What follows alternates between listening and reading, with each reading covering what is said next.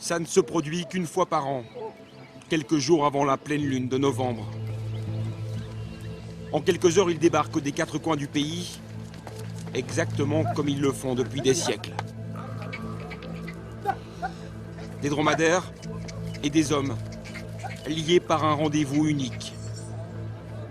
Pushkar, probablement la plus grande foire aux chameaux du monde, plusieurs dizaines de milliers de bêtes. Et des centaines de marchands. Parmi eux, Vikram a parcouru 550 km avec son troupeau pour venir là, comme son père et son grand-père le faisaient avant lui. Les chameaux, c'est la source de tout. Mon travail et toute ma vie, c'est tout ce que j'ai. Et je les aime. Ici, dans le Rajasthan, les chameaux sont le centre de la vie. Ils font tout.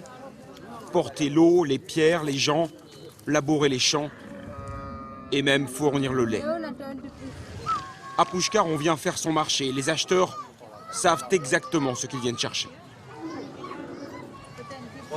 Il a 2 dents, donc il n'a que 5 ans. Et regardez, il y a une 3e dent qui pousse. Oui, il est encore jeune.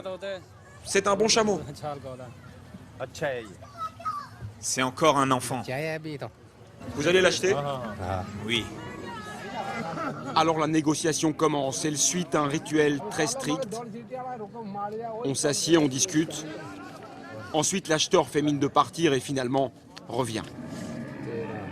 Les chameaux s'échangent entre 250 et 600 euros.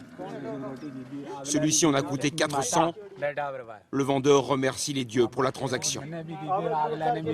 Des sommes importantes dans cette région du monde. Alors, Coupe de cheveux, allez, il faut y passer. tout est fait pour les rendre le plus attirants. Des costumes, des fleurs, des tatouages, des barbiers aussi. Oui, nous en prenons soin comme si c'était nos enfants. Et nous prenons soin de leurs enfants aussi. Nous leur donnons du lait, nous les traitons bien, nous leur passons de l'huile de massage. Il doit être très beau, séduisant, à la mode. En gros, il doit ressembler à un enfant de bonne famille, un gosse de riche. Au fil des ans, la foire a fait parler d'elle. À côté du négoce, des manèges, des montgolfières viennent désormais amuser les touristes, toujours plus nombreux. Des Indiens, mais des Occidentaux venus de partout aussi.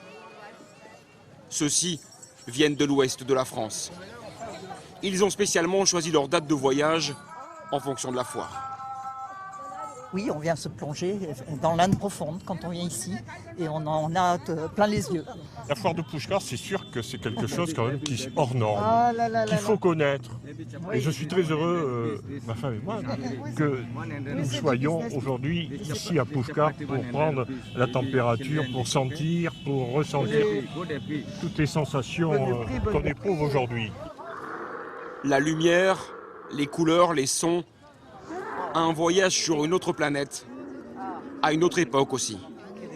Les foires au Moyen-Âge chez nous, c'était pareil aussi. C'est l'occasion de la population qui vient de loin de se rencontrer. Et il y a peut-être même des mariages qui se préparent là aussi. Quand la nuit tombe, l'ambiance se transforme. Selon les hindous, Pushkar est une ville choisie par le dieu Brahma, le dieu de la création, qui aurait façonné ce lac sacré. Son eau purifierait l'âme des croyants. Si la foire de Pushkar n'a jamais connu un aussi grand succès côté religieux et côté touristique, il n'y a jamais eu ici aussi peu de chameaux dû à la démocratisation des moyens de transport, des camions et des tracteurs. Au Rajasthan, il y a 20 ans, il y avait 700 000 chameaux. Aujourd'hui, il y en a moins de la moitié.